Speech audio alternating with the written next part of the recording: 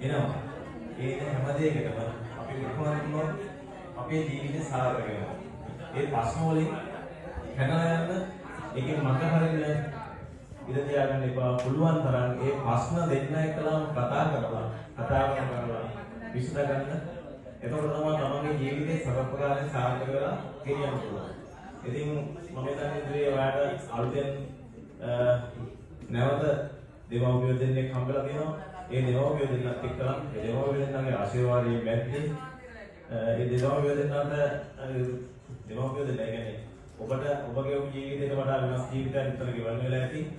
එතකොට ඒ අදහස් වලට ගරු කරලා ඒක අදහස් තේරුම් කරගෙන හරියට කරවල ඒ දෙමව්පියන්ගේ සහ තමන්ගේ ස්වභාවයගේ ඒ වචන තේරුම්ගෙන මොකද ඔයාගේ ජීවිතයට වඩා ගොඩක් වෙනස් ජීවිතයක් තමයි මම හිතන්නේ ගෙවන්න බැරි. ඒකට ඒක තේරුම් අරගෙන හරියට ජීවත් වුණොත් ඔයාගේ ජීවිතේ ගොඩක් සාර්ථක වෙයි. මම හිතන්නේ පුතාගේ වගකීම් පාර අරගෙන හොඳටම ගෙනියයි කියලා. ඉතින් මම වැඩිදුර කතා කරනවා කතා කරන සිටියත් මේ අවස්ථාවේ කතා කරන බැරි අවස්ථාවක් වුණා. ඔය දෙනම යුගදීපේ සර්වප්‍රකාර සාර්ථක වෙන්න කියලා ප්‍රාර්ථනා කරනවා. උගයවැන්න සර්වප්‍රකාර. යාළුවෝ ඉන්න යාළුවෝ ඉන්න මම ඇවිල්ලා ළඟ යාළුවෙක් වුණාද බොහොම සතුටුයි මම ආරාධනාවක් කරන්න ලැබුණා.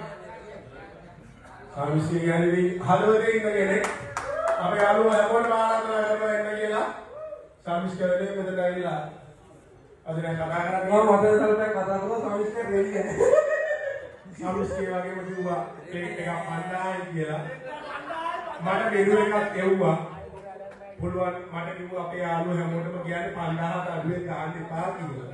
මේක කියන්නත් එපා කියලා කිව්වා. නෑ මම විල්ලුවට කිව්වේ. මම කතාවක් කියන්න. ෂූටින්. මට වඩා දේවල් අපේ යාළුවෝ අපි ඒගොල්ලෝ කියන්නේ ගෞරවනීය මංගල සභාවේ අවසරයි දෙපාර්ශ්වයෙන්ම. ඉතින් අපිට සමිෂ්ක දැනුවත් කරනවා මෙතන එනකොටම ආතල් ගන්න එපා කියලා. ඉතින් අපි ඒ හින්දා පොඩ්ඩක්